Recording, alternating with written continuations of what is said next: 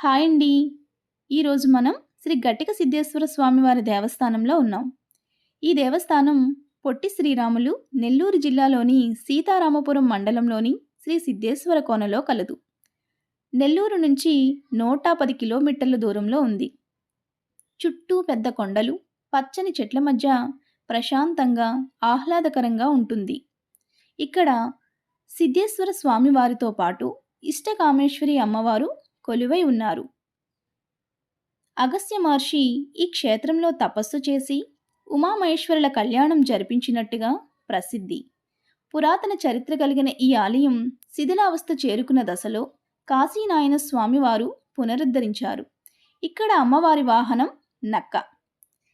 ఈ ఆలయం యొక్క ముఖ్యమైన ఆకర్షణలో ఇది ఒకటి.